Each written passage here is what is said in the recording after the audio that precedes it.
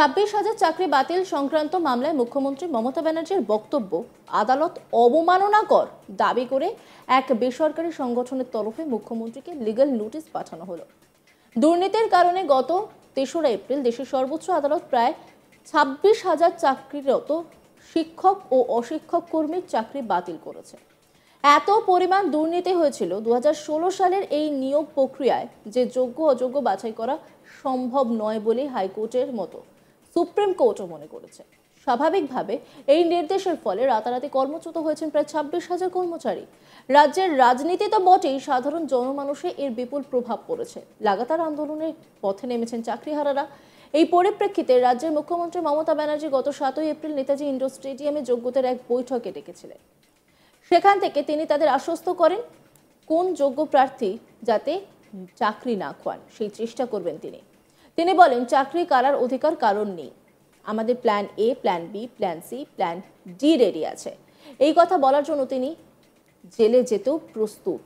তিনি আরও বলেন যাদের চাকরি গেছে তাদের অনেকেই গোল্ড মেডেলিস্ট, সবাইকে চোর প্রতিপন্ন করা হলো। এই নির্দেশের ফলে রাজ্যের শিক্ষা ব্যবস্থা ভেঙে ফেলার চক্রান্ত করা হচ্ছে বলেও উল্লেখ করেছিলেন তিনি। এই ধরনের মন্তব্য আদালত অবমাননাকর বলে দাবি করা হয়েছে এই চিঠিতে। যদিও রাজ্যের শাসক দলের তরফে রাম বামেদের চক্রান্ত বলে উল্লেখ করা হয়েছে, তারা বাইরে পারে না, তাই আদালতে জল ঘোলা করছে বলে উল্লেখ করা হয়েছে। এবং মুখ্যমন্ত্রী মমতা ব্যানার্জি যাদের যোগ্যদের চাকরি বাঁচাতে যা বলেছেন তা ঠিকই বলেছেন বলেও উল্লেখ করা হয়েছে। মধ্যশিক্ষা পর্ষদ ইতিমধ্যে শীর্ষ আদালতে নির্দেশের পুনর্বিবেচনার আর্জি জানিয়েছে। সেই মামলার আগামী সপ্তাহে শুনানি হওয়ার কথা। এই নিয়ে রিপোর্ট তুলে ধরেছেন আমার কলিগ মানুষ, দেখাবো আপনাদের।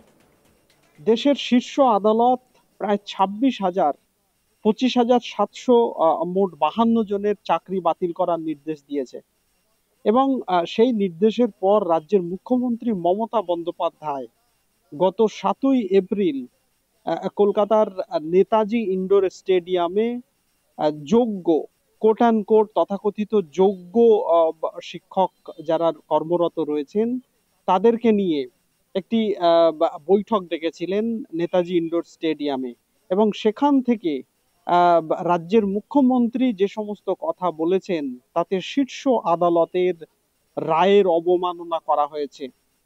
শীর্ষ আদালতের নির্দেশকে অবমাননা করা হয়েছে, এই মর্মে রাজ্যের মুখ্যমন্ত্রীকে আইনি নোটিশ পাঠালো একটি বেসরকারি সংগঠন। তাদের তরফে আইনজীবী এই চিঠি গতকালকে দিয়েছেন রাজ্যের মুখ্যমন্ত্রী মমতা বন্দ্যোপাধ্যায়কে।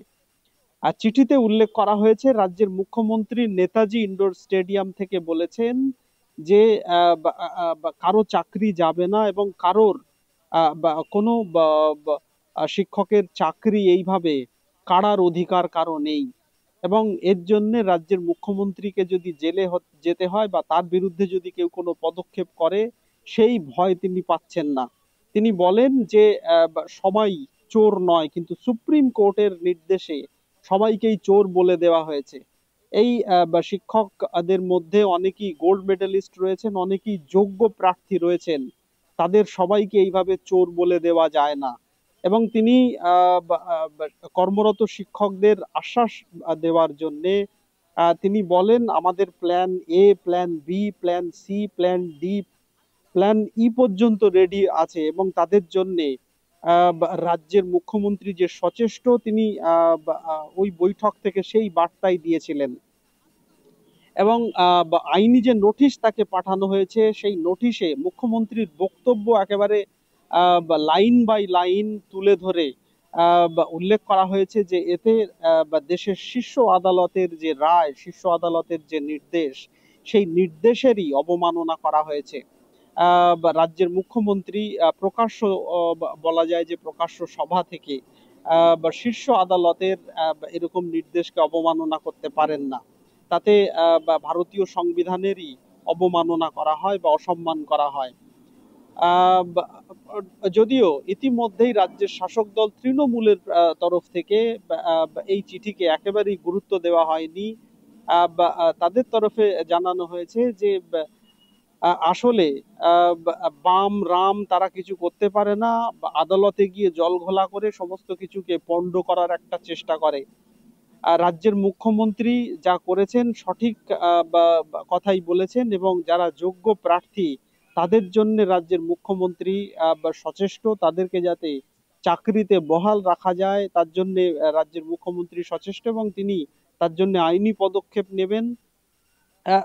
এবং সেই মর্মেই যারা চাকরি হারিয়েছে তাদেরকে আশ্বস্ত করেছেন, এতে বেআইনি কিছু করেননি। আসলে রাম বাম মিলে জল ঘোলা করার চেষ্টা করছে, একেবারে এই ভাষাতেই শাসক দলের তরফেও উল্লেখ জানানো হয়েছে। প্রসঙ্গত, শীর্ষ আদালত কলকাতা হাইকোর্টের গত বছরের একটি নির্দেশ, যেখানে কলকাতা হাইকোর্টের বিচারপতি দেবাংশু বসাক ও বিচারপতি সাব্বার রশিদির ডিভিশন বেঞ্চ 25,752 জন কর্মরত শিক্ষক এবং অশিক্ষক কর্মচারীকে চাকরির থেকে বরখাস্ত করার নির্দেশ দিয়েছিল। শুধু তাই নয়, অযোগ্য চাকরি প্রার্থী তাদেরকে তাদের এতদিনের চাকরি থেকে প্রাপ্ত যে অর্থ, বেতন বাবদ 12% সুদ সহ সেই টাকা ফেরত দেওয়ার নির্দেশ দিয়েছিল কলকাতা হাইকোর্ট। পরে সেই নির্দেশের বিরুদ্ধে শীর্ষ আদালতে আপিল হয়েছিল। শীর্ষ আদালত দীর্ঘদিন মামলা শুনানির পর প্রধান বিচারপতি সঞ্জীব খান্না ও বিচারপতি সঞ্জয় কুমারের ডিভিশন বেঞ্চ নির্দেশে জানিয়েছে যে কলকাতা হাইকোর্ট যে নির্দেশ দিয়েছিল সেই নির্দেশ বহাল রাখা হচ্ছে।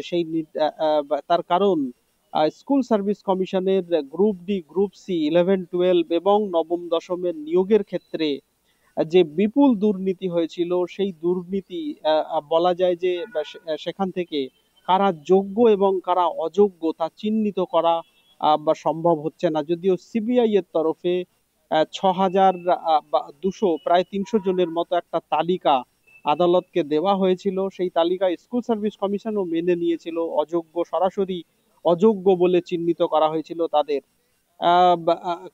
কিন্তু বাকিদের এখনো পর্যন্ত চিহ্নিত না করতে পারলেও আদালত সবার বলা যায় যে 25,752 জনের চাকরি বাতিলের নির্দেশ দিয়েছিল।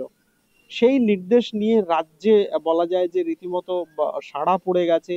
শিক্ষকরা দফায় দফায় বিক্ষোভ আন্দোলন করছেন, এখনো পর্যন্ত সমাধান সূত্র কিছু আসেনি। শীর্ষ আদালতে ইতিমধ্যে মধ্যশিক্ষা পর্ষদ আপিল জানিয়েছে যাতে রাজ্যের শিক্ষা ব্যবস্থা ভেঙে না পড়ে, স্কুলগুলো যাতে পঠন পাঠন চালু থাকে। আপাতত শীর্ষ আদালত আগামী সপ্তাহে হয়তো সেই মামলা শুনবে, কি নির্দেশ দেয় সেদিকে লক্ষ্য থাকবে। তবে রাজ্যের মুখ্যমন্ত্রীকে একটি বেসরকারি সংগঠনের তরফে তার দেওয়া বক্তব্যের জন্য বা তিনি চাকরিরত কর্মরত শিক্ষকদের উদ্দেশ্যে যে বার্তা দিয়েছেন তা আদালত অবমাননা বলে লিগ্যাল নোটিশ পাঠিয়েছে। অন্যান্য খবরের আপডেটের জন্য অবশ্যই নজর রাখুন আজ তাক বাংলার ইউটিউব স্ট্রিমিং এ। লাইক, কমেন্ট, শেয়ার এবং সাবস্ক্রাইব করতে ভুলবেন না।